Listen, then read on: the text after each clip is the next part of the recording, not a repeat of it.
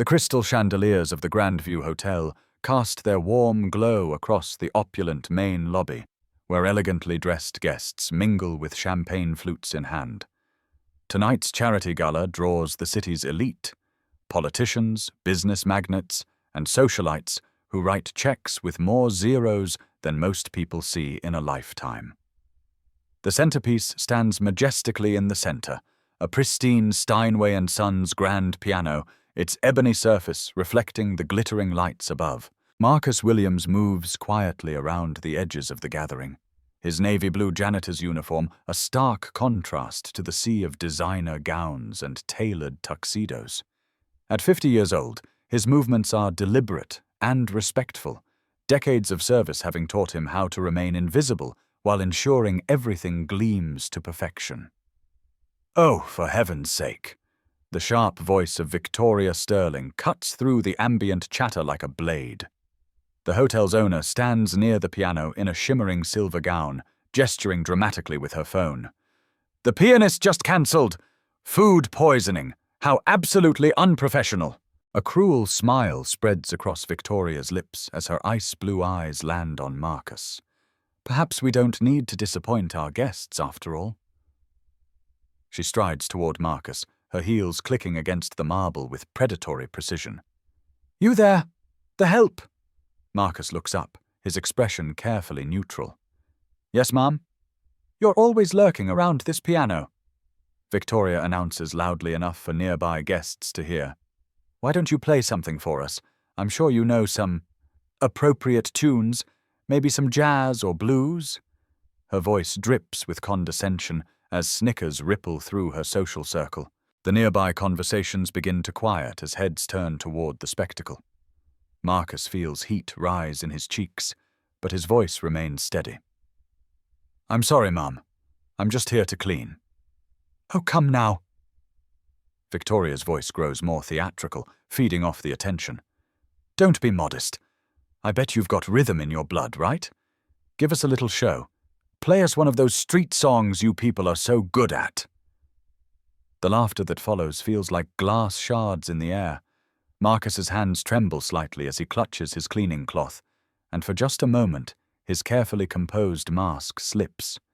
His eyes drift toward the piano keys, and something indefinable flickers across his features. Longing, perhaps, or recognition. "I think you've got the wrong person, ma'am," Marcus says quietly, his gaze lingering on the instrument for just a heartbeat too long. "I should get back to work." Victoria waves her hand dismissively, already turning back to her friends. "Oh well, know your place, I suppose. That's probably for the best anyway." But as Marcus begins to move away, the camera catches something the crowd doesn't notice. His fingers unconsciously move against the cloth he's holding, pressing and releasing in complex patterns. The calluses on his fingertips, worn smooth not from cleaning supplies, but from years of pressing piano keys. And in his eyes, just for an instant, burns the unmistakable fire of an artist whose soul recognizes its instrument, even as the world refuses to see beyond the color of his skin. The modest apartment on Maple Street tells the story of a life lived in quiet sacrifice. Marcus Williams climbs 3 flights of stairs each evening after his 14-hour workday, his footsteps careful to avoid waking the neighbors. When he opens the door to apartment 3B, the space inside glows with warmth that transcends its humble surroundings. "Marcus, honey, is that you?"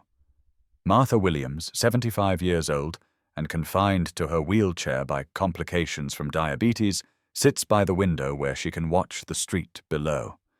Despite her failing health, her smile still lights up the small living room like sunrise. "Yes, Mama. I'm home." Marcus sheds his uniform jacket and hangs it carefully on a hook by the door, a ritual as familiar as breathing. The apartment is spotless, every surface dusted, every corner tidy. It's the only luxury he can afford to give his mother, a clean, organized space where she can live with dignity. Against one wall, an old upright piano sits silent and slightly out of tune, its bench worn smooth by years of use. Sheet music covers nearby surfaces. Some purchased, others carefully photocopied from library books, all bearing the handwritten notes and markings of a dedicated teacher. Martha was once a music teacher who taught Marcus to play from childhood. "Music doesn't care about the color of your skin, Marcus," she often says during their quiet evenings together. "It only cares about the truth in your heart." The walls tell a story Martha wishes she could share with the world. Framed photographs show Marcus at various ages, 8 years old in a tiny suit, his small hands poised over piano keys at a community center recital, 18 and proud, wearing his Juilliard School of Music t-shirt on the day he received his acceptance letter. But it's the items hidden in the bedroom drawer that tell the real story. When Martha naps in the afternoons, Marcus sometimes sits on the edge of his narrow bed and carefully removes a manila envelope, worn soft from handling. Inside, concert programs featuring his name, reviews from music critics who once called him a rising star in the classical world, and a faded photograph of himself at 25, hands flying across the keys of a concert grand at Lincoln Center, the audience on their feet in thunderous applause. Marcus works 3 jobs, barely covering the basics. Morning shift as a janitor at the Grandview Hotel, afternoon package delivery, and overnight office security. Sleep comes in 4-hour intervals, exhaustion his constant companion. The bills on the kitchen table tell the current story. Medical expenses, rent, utilities, groceries. Yet when he looks at his mother, her eyes still bright with intelligence despite her failing body, her hands still graceful despite their tremor. Marcus never questions his choices. Late at night, when his mother sleeps, he sometimes sits at the old upright piano, wearing headphones connected to a battered digital keyboard. His fingers move across the silent keys, muscle memory intact after all these years, playing concerts that only he can hear. "Play something for me, baby," Martha requests some evenings, just as she did when he was a child learning scales. And Marcus always does, his touch still sure despite the years of silence, filling their small apartment with melodies that remind them both of dreams that may be deferred, but never truly die. The following Monday brings rain to the city, and with it a shift in the atmosphere at the Grandview Hotel. Marcus arrives for his 7 a.m. shift to find Victoria Sterling pacing the marble lobby like a caged predator, her Louboutin heels clicking an aggressive rhythm against the floor. In her manicured hands, she clutches a personnel file. His personnel file. "Well, well, well," Victoria purrs as Marcus approaches with his cleaning cart. "It seems our little piano incident has revealed some interesting information." She holds up the folder, her smile sharp enough to cut glass. "Marcus Williams, graduate of the Juilliard School of Music. Bachelor's degree in piano performance, summa cum laude. Very impressive credentials for someone who claims to just clean." The other early shift workers begin to gather at the edges of the lobby, sensing drama in the air. Marcus feels their eyes on him, some curious, others uncomfortable with the sudden attention. "There's no deception, Mrs. Sterling," Marcus says quietly, his voice steady despite the growing knot in his stomach. "My education was listed on my original application. You have the complete file." Victoria's laugh carries no humor. "Oh, I'm sure it was buried somewhere in the paperwork, but don't you think it's rather misleading to apply for a janitorial position with a degree from one of the most prestigious music schools in the world? What kind of game are you playing?" From behind the front desk, Elena Rodriguez watches the confrontation with growing alarm. The HR director recognizes the dangerous edge in her boss's voice, the tone that means someone is about to be made an example. "Marcus isn't playing any games." Elena steps forward, her voice professional but firm. His application was completely honest. Many employees have educational backgrounds that exceed their current positions. It's not uncommon in today's economy. Victoria's eyes flash with irritation at the interruption. "Ms. Rodriguez, I don't recall asking for your input." The warning in her voice is unmistakable, but Elena doesn't step back. Over the following weeks, Marcus's life at the Grandview transforms into a carefully orchestrated nightmare. Victoria assigns him to clean the grease traps in the kitchen after the messiest dinner services.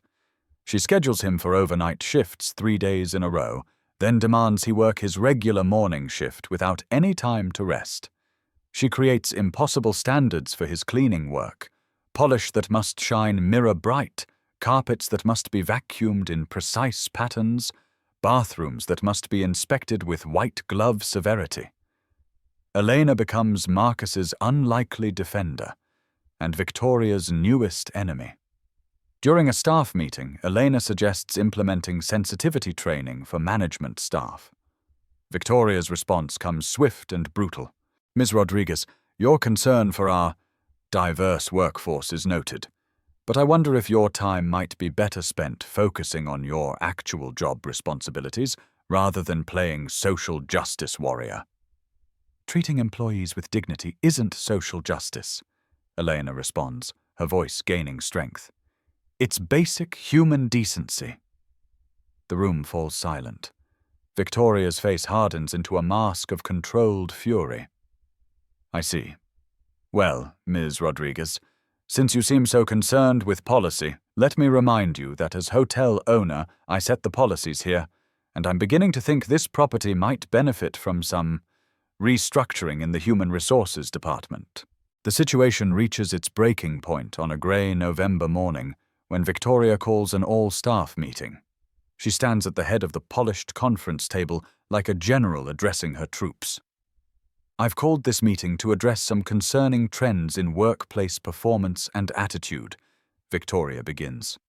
"It's come to my attention that certain employees have been less than forthcoming about their qualifications and intentions." Every eye in the room turns toward Marcus, who sits in the back row, his hands folded carefully in his lap. "Which brings me to an important announcement. This hotel will be hosting a very special event next month. Healing Through Music, a charity concert featuring internationally renowned pianist Maestro Alessandro Romano." She pauses for effect. "Of course, such a prestigious event requires the highest standards from all our staff.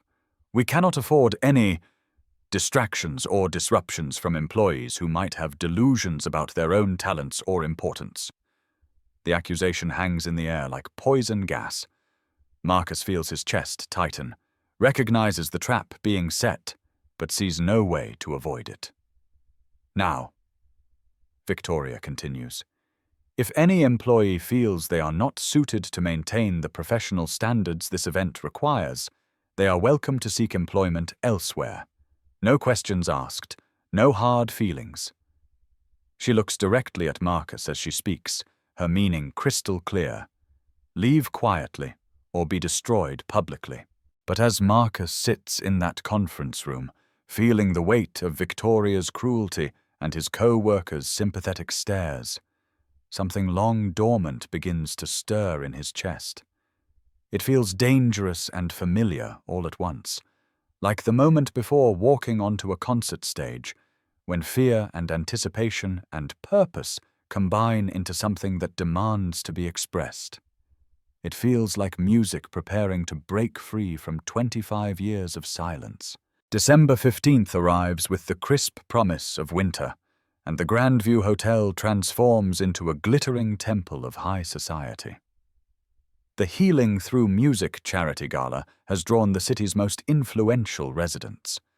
Television news crews set up their equipment in the lobby, their bright lights reflecting off the crystal chandeliers and polished marble floors. Victoria Sterling moves through the crowd like a queen greeting her subjects, her champagne-colored gown flowing behind her as she air-kisses donors and poses for photographers. At the center of it all sits the concert grand piano, a magnificent Steinway Model D borrowed from the city's Symphony Hall. Maestro Alessandro Romano holds court near the piano, his silver hair and distinguished bearing commanding natural respect from the gathered dignitaries. At 72 years old, he is classical music royalty, a performer who has graced the stages of Vienna, London, and New York for 5 decades. Marcus works the edges of the gathering, emptying ashtrays and polishing surfaces that are already spotless. His mother Martha sits in her wheelchair near the back of the room, having been invited as his guest, a small kindness Elena had arranged. The planned evening begins to unravel at exactly 8:30 p.m. when Victoria's assistant rushes to her side, panic evident in her voice. "Mrs. Sterling, there's been an accident. Maestro Romano's accompanist was struck by a car on his way here. He's in the hospital. Nothing life-threatening, but he can't perform." Victoria's carefully applied makeup cannot hide the flush of anger that rises in her cheeks. 200 of the city's most powerful people have gathered for an intimate piano performance, and the performer has just vanished. "Well, find someone else," Victoria hisses. "Call the music academy, the symphony, anyone." But Victoria's eyes have already found their target. Across the room, Marcus continues his invisible work, carefully avoiding the gaze of the wealthy patrons who treat him like part of the furniture. "Actually," Victoria announces, her voice carrying clearly across the murmuring crowd, "I think we may have a solution right here in our midst." The conversations begin to quiet as heads turn toward her. Victoria's smile grows sharp and dangerous. "Ladies and gentlemen, I'd like to introduce you to one of our dedicated staff members, Marcus Williams. You might not know this, but Marcus claims to have attended the Juilliard School of Music. Isn't that fascinating?" A few polite chuckles ripple through the audience, but the energy feels wrong, predatory. So I thought, what better way to celebrate music education than by giving Marcus a chance to share his talents with us?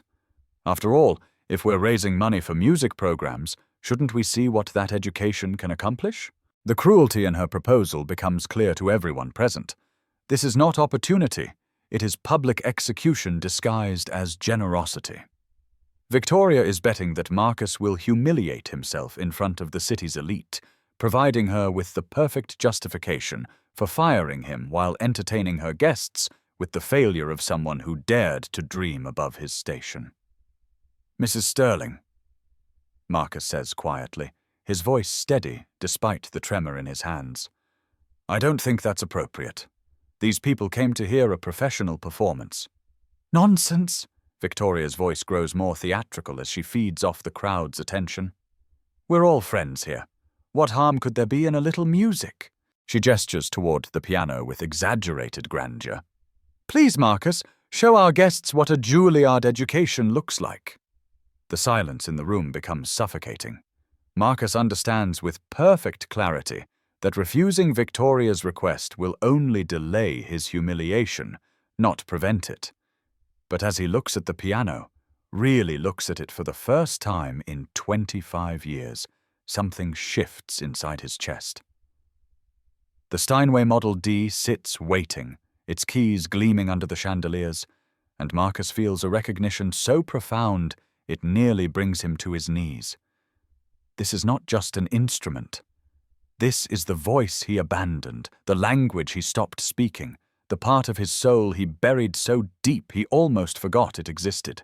"All right," Marcus says, his voice barely audible. "I'll play something." The crowd parts as he walks toward the piano, their conversations dropping to whispers. Victoria's smile grows triumphant, already savoring her victory. She has no idea that she has just awakened something that has been sleeping for a quarter of a century.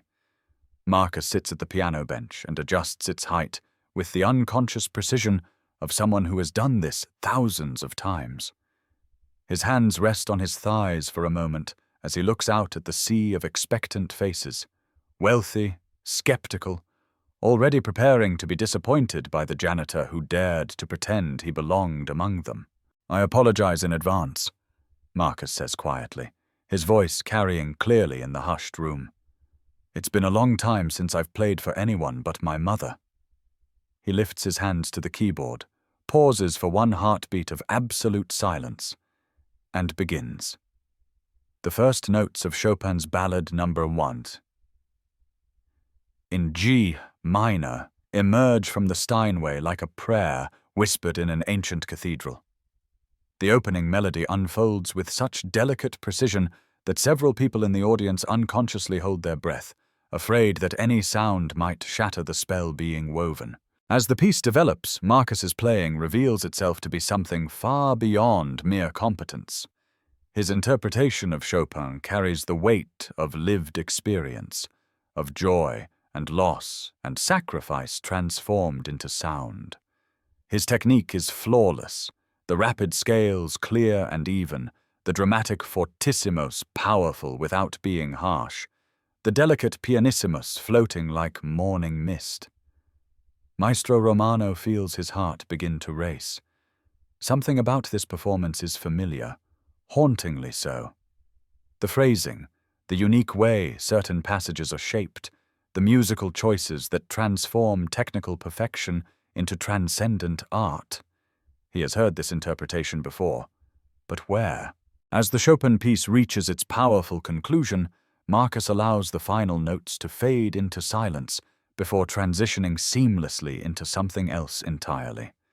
The melody that emerges is original, composed of themes that speak of love and loss, of dreams deferred but never abandoned, of a mother's lullaby sung in the small hours of the night.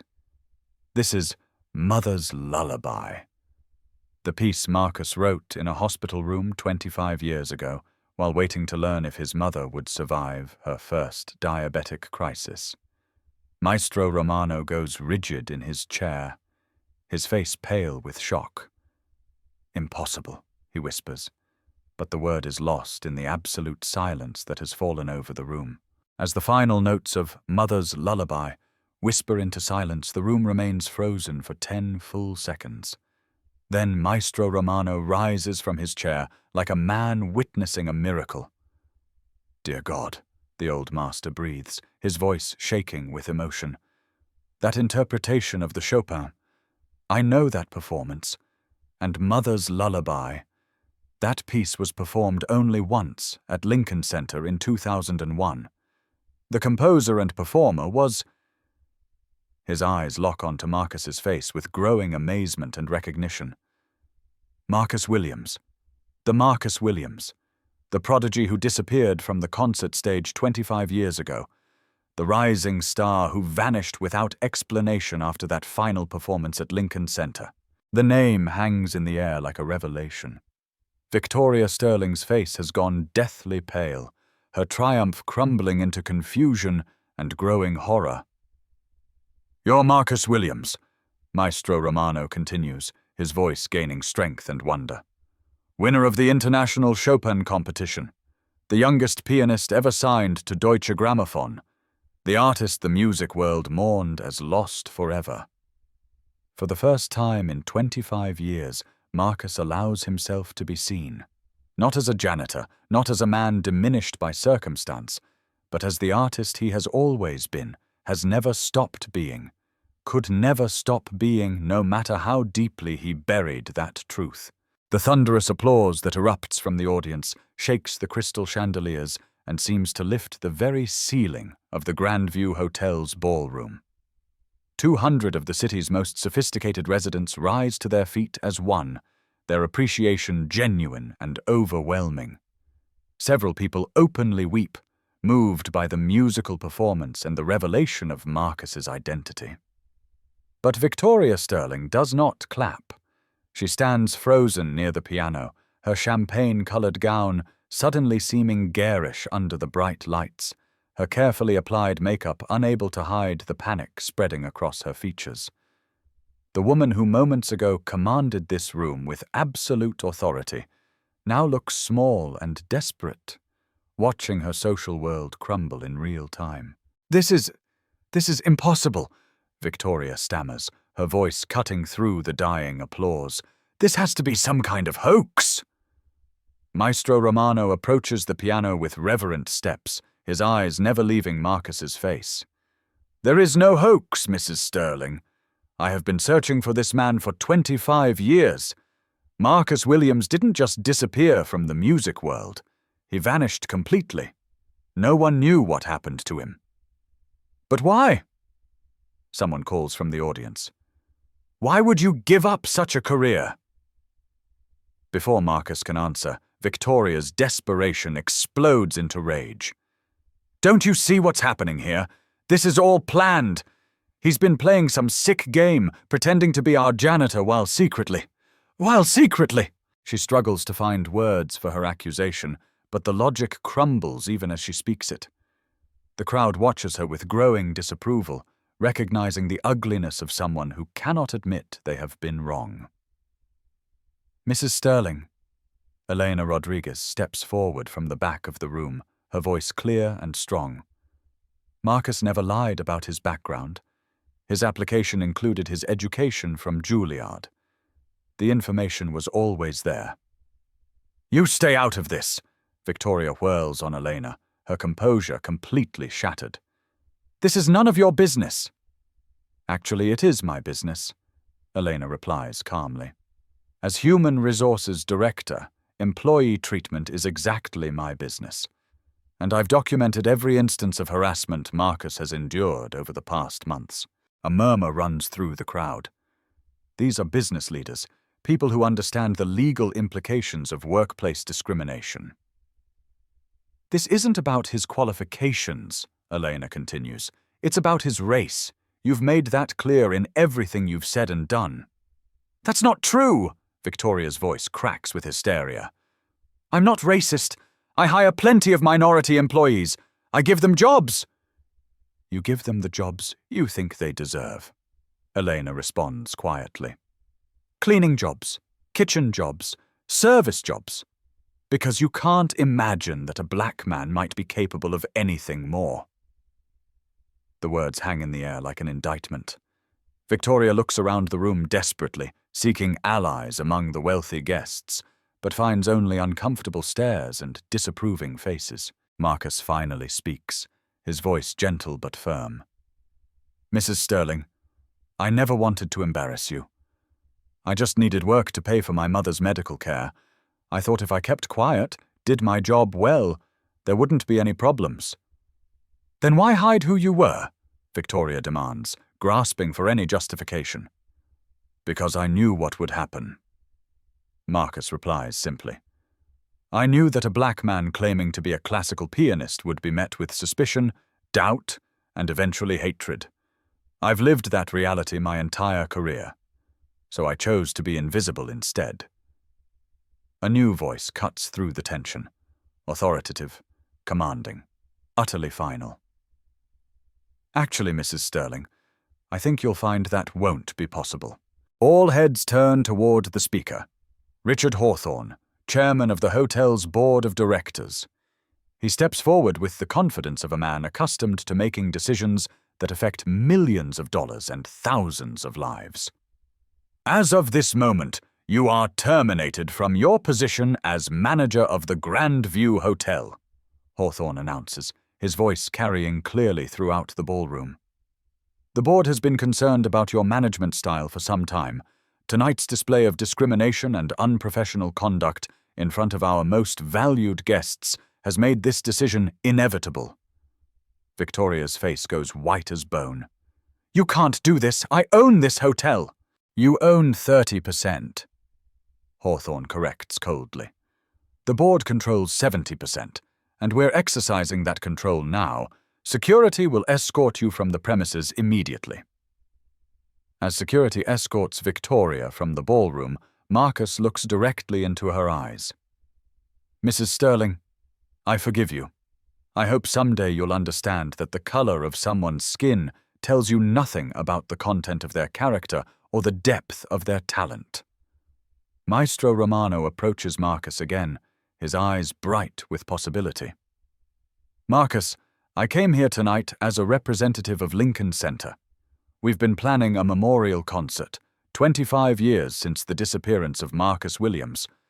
But now... He pauses, emotion thick in his voice. Now we can plan a homecoming instead. Marcus, the music world is waiting for you. Will you come back to us? Marcus looks out at the sea of faces, no longer skeptical or dismissive, but hopeful and respectful. Then his eyes find his mother in her wheelchair, Martha Williams glowing with pride and joy. "Maestro," Marcus says slowly, "I've learned that music isn't about stages or concert halls or reviews in newspapers. Music is about connection, about healing, about bringing people together. If I come back, it will be on those terms." He looks around the ballroom one more time. "Music doesn't care about the color of your skin," Marcus says, echoing his mother's words.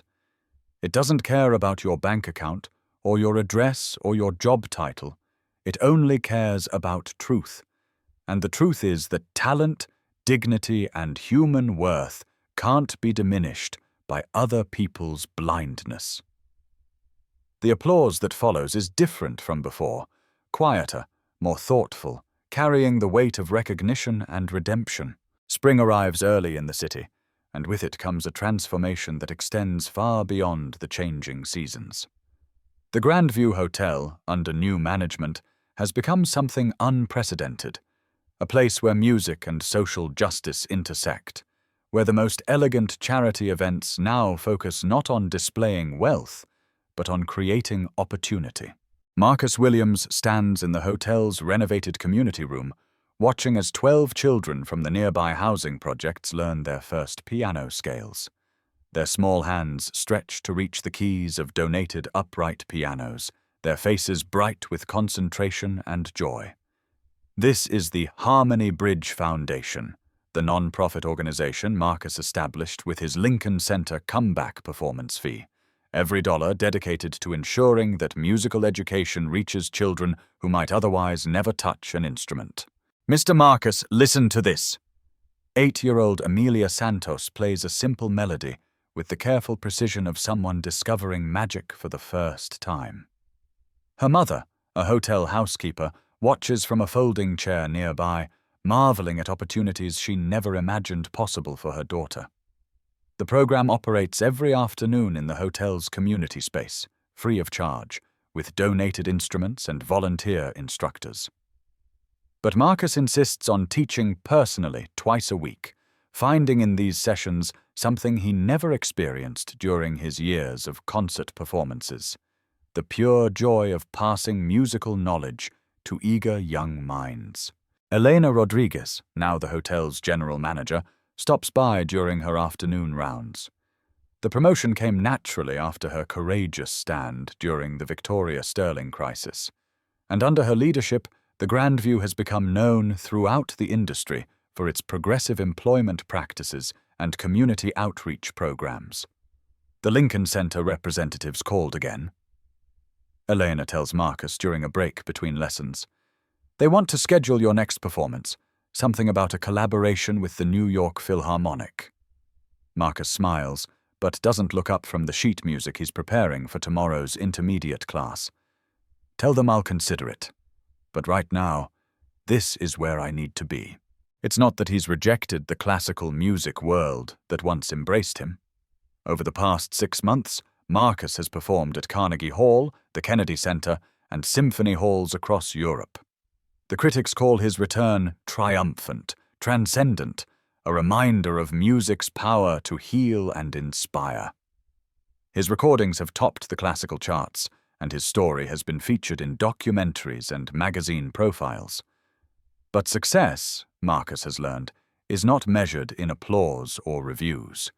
It's measured in the transformation of lives, in opportunities created, in barriers broken down through the simple act of treating every person with dignity and respect. Martha Williams, whose health has stabilized thanks to better medical care and reduced stress, spends her afternoons in the community room as well. The children have adopted her as their unofficial grandmother, gathering around her wheelchair to hear stories about the old days when music was segregated and opportunities were limited. "Your son changed everything," one mother tells Martha after her daughter's first recital. "Not just for these kids, but for all of us. He showed us that dreams don't have expiration dates." Martha smiles, remembering the small boy who used to practice scales at their old upright piano, dreaming of stages he wasn't sure he'd ever be allowed to grace. "He's always been special," she says simply. But it took the world a while to catch up. The ripple effects of that December evening continue to spread throughout the city and beyond. The video of Marcus's performance and Victoria Sterling's comeuppance has been viewed millions of times online, sparking conversations about hidden talent, workplace discrimination, and the power of perseverance. Victoria Sterling herself has undergone her own transformation. After months of legal battles and social ostracism, she quietly enrolled in diversity and sensitivity training programs. She now works for a small non-profit organization, earning a fraction of her former salary, but finding a sense of purpose she never experienced during her years of privilege and power. "I was wrong," she wrote in a letter to Marcus that arrived 6 months after their confrontation. "I was wrong about you, wrong about what talent looks like, wrong about what people deserve based on the color of their skin. Your grace in that moment changed something in me. I'm trying to do better." On this particular spring afternoon, as the children pack up their sheet music and say goodbye until tomorrow, Marcus sits alone at the grand piano that now permanently occupies the community room. His hands move across the keys in a gentle improvisation, melodies that speak of gratitude and hope and the quiet satisfaction of a life lived in service to something larger than oneself. Elena appears in the doorway, listening to the music that has become the soundtrack of the hotel's transformation. "Any regrets?" she asks when the improvisation fades to silence. Marcus considers the question seriously. He thinks about the concert stages he once commanded, the critical acclaim he earned, the financial success that once seemed so important. Then he looks around the community room, at the photographs of young musicians on the walls, at the donated instruments waiting for tomorrow's lessons, at the thank you cards from parents whose children have discovered the joy of musical expression. "None," he says finally. "This is exactly where I'm supposed to be." As evening settles over the city, Marcus helps his mother into their car for the short drive to their new apartment, larger now, with a view of the park and a beautiful upright piano by the window. The financial success of his comeback performances has provided security and comfort, but more importantly, it has provided purpose. "Play something for me, baby," Martha requests as they settle in for the evening, the same words she has spoken for 50 years. And Marcus does, his touch still sure, his music still powerful, filling their comfortable space with melodies that speak of dreams deferred but never abandoned, of love that endures through sacrifice, of the unshakable truth that talent and dignity can never be diminished by other people's blindness. The question that echoes through the city tonight is simple but profound. When you encounter someone society has taught you to overlook, will you have the courage to truly see them? Will you be brave enough to let them play? Your turn.